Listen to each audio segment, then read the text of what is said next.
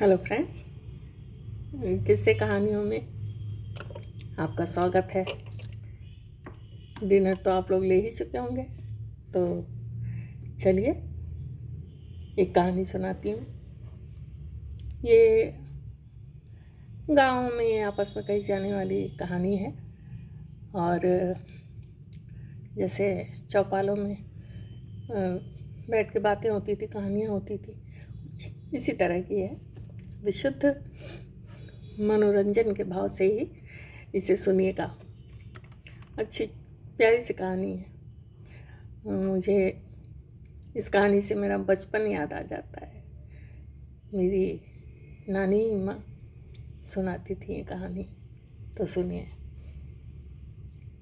एक बार क्या हुआ कि जंगल का शेर राजा होता ही है, सबको मालूम है। तो उसने सभा बुलाई, तो भाई मुनादी हुई कि सारे जानवर पशु पक्षी सब इकट्ठे हो जाएं, क्योंकि राजा साहब कुछ बताना चाह रहे हैं, अनाउंस करना चाह रहे हैं। तो सब लोग आ गए, सब इकट्ठे हो गए। एक बड़ा सा विशाल बरगद का पेड़ था, तो उसी के नीचे बैठ गए सब। थोड़ी देर में शेर आया, तो सबने उनका सम्मान में खड़े हुए और स्वागत किया। तो शेर बोला कि देखो भाई, मैं ये जंगल का राजा बन बन के ऊब गया हूँ। अब मैं थोड़ा सा विश्राम चाहता हूँ, तो मुझे भाई थोड़े दिन के लिए आप लोग रिटायर करिए। अपने मन से आप जो चाहें वो राजा चुन लें उसे, चाहे वो कोई भी हो, मुझे कोई एतराज़ नहीं, लेकिन मैं अब ये अपनी गद्दी छोड़ रहा हूँ। तो सब में वार्तालाप होने लगा। कोई तैयारी नहीं, कोई अपने को इस योग्य समझता ही नहीं था। तो बड़ी समस्या हो गई कि भाई राजा तो कोई बनाना ही पड़ेगा, नहीं तो कामकाज जंगल का कैसे चलेगा। तो बरगद के पेड़ में एक खूसट किसे कहते हैं आप लोगों को मालूम नहीं होगा। कई बार गुस्से में हम लोग कह देते हैं ना, अरे फला आदमी बड़ा खूसट है लेकिन उस किसको कहते हैं ये बताती हूँ मैं। जो सबसे छोटी प्रजाति का उल्लू होता है, बहुत छोटा सा होता है, तो उसको खूसट कहा जाता है, उसका नाम खूसट है। तो वो उसने सुना कोई राजी नहीं हो रहा, तो वो हड़बड़ा के नीचे उतरा और उसने कहा कि महाराज, मैं तैयार हूँ, मैं कुछ दिन तक आपका कार्यभार संभालता हूँ, जंगल का राजा मैं बनने को तैयार हूँ। तो सबने कहा कि अरे ये छोटा सा जीव, न इसके पास अकल है ना कुछ है, ये राजा बनने को तैयार है। लेकिन कोई बनना नहीं चाह रहा था, तो सबने भाई हामी भर दी, बोले हाँ ठीक है।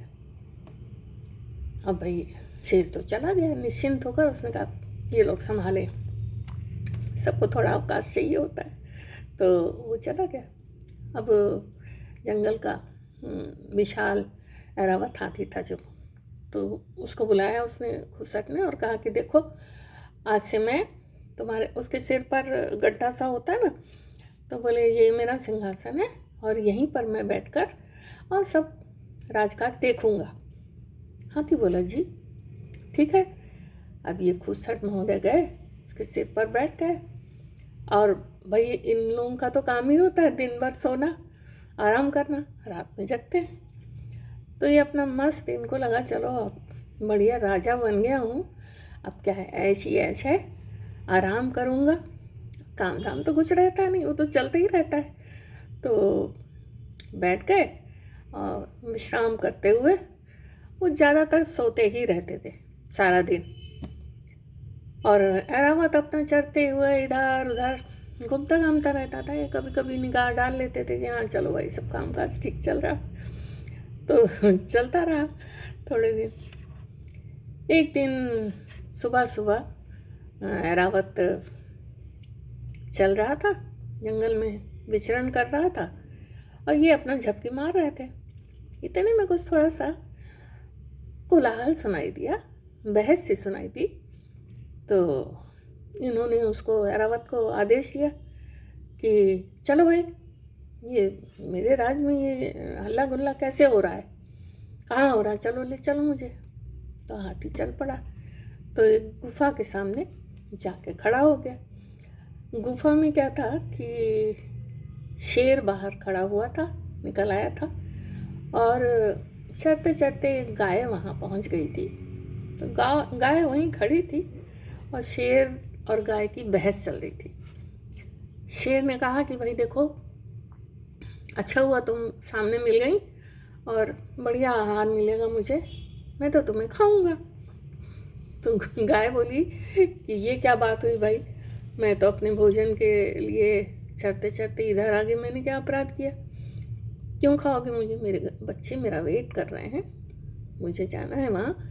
तो बोले नहीं नहीं भाई। तो गाय बोली कि क्या वजह, क्या आप कारण बताइए।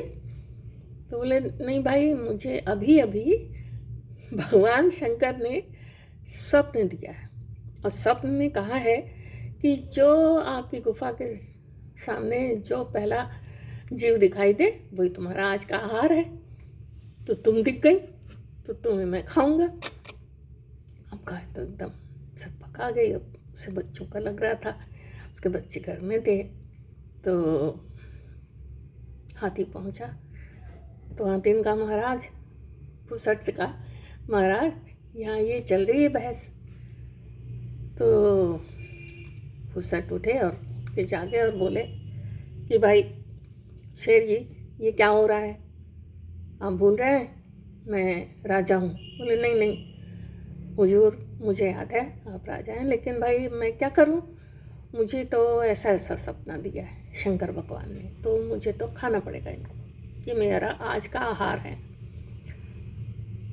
अब थोड़ा सा चिंतित तो फुसट भी हुआ, लेकिन फिर उसने कहा कि मैं कैसे मान लूँ, तुम बुलाओ, शंकर भगवान ने अगर सपना दिया है तो उन्हें आना चाहिए और आके वो बताएं।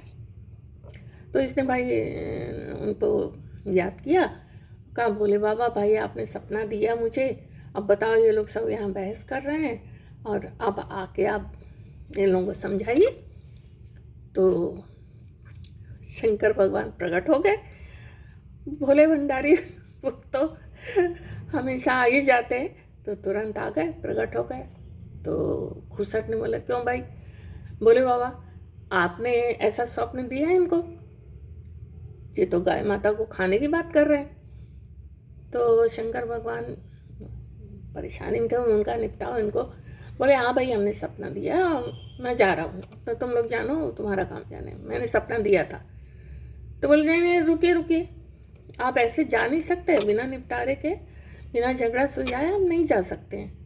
तो बोले हाँ भाई मैं बैठा हूँ, वहीं एक चट्टान में बैठ गए। अब बोले जल्दी करो निर्णय, हाँ मैंने सपना दिया है। तो खुसट बोला कि गौ माता अब क्या किया जाए भाई, शंकर भगवान ने सपना दिया है, बताओ, जंगल में इतनी शांति थी, मैं शांति से सो रहा था, अब मेरी तो नींद खड़बंडल हो गई और अब तो जाने कब तक नींद नहीं आएगी, अशांत हो जाएगा मन आपके जाने से। तो बोले वह एक काम करता हूँ कि आप थोड़ी तनिक देर बैठे विश्राम करें, मैं थोड़ा ये ऐरावत हाथी में एक झपकी ले लेता हूँ। तो शंकर भगवान बोले हाँ भाई ठीक है, तो कर ले जो जो करना है तेरे को। अब इन्होंने ड्रामा शुरू किया सोने का, और 2-4 मिनट बस आंख बंद करके बैठे रहे, और उसके बाद खड़बड़ा के नीचे गिरे, हाथी के सिर से नीचे गिरे। तो शंकर भगवान बोले ये क्या हो गया, क्या हो गया, क्यों तुम चौंक के गिर गए। बोले अरे प्रभु, मैं तो बहुत गहरी नींद सोया था और अचानक मुझे सपना आ गया। बोले हैं तुमको इतनी जल्दी स्वप्न आ गया। बोले हाँ। तो सपने में तुमने क्या देखा। अरे बोले बहुत आपके लिए तो बड़ा डरावना स्वप्न है वैसे।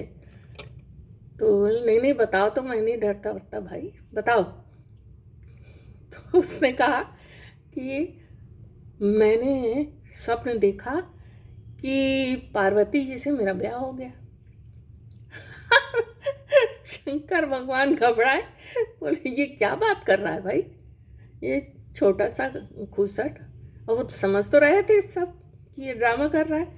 तो बोले कि अरे नहीं नहीं भाई, ऐसा थोड़ी हो सकता है, वो मेरी पत्नी है और तुम्हारे साथ कैसे ब्याह हो सकता है।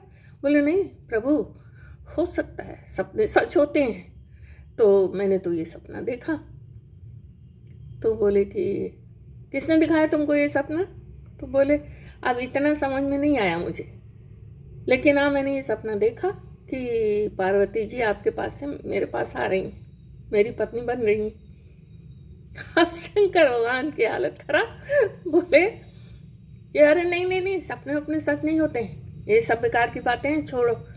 तो शेर बोला अरे अभी आप कह रहे थे कि सपने सच होते हैं, गाय को खा जाओ, अब अपनी बारी आई तो आप बदल रहे हैं। बोले नहीं नहीं, वो तो मैंने ऐसे ही कह दिया था, और देखो सपने अपने सच नहीं होते हैं, बेकार की बातें हैं, और मैं चला, मेरे को डिस्टर्ब मत करना। और शंकर भगवान सीधा कैलाश की ओर रवाना हो गए।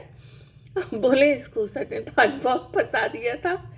खूसट बहुत बुद्धिमान था, उसने इस तरह गाय की जान बचाई। और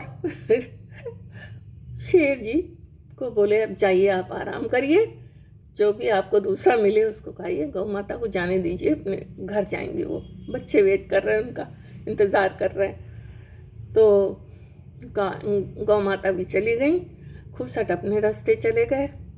तो ये थी छोटी सी कहानी, हास्य ही था इसमें।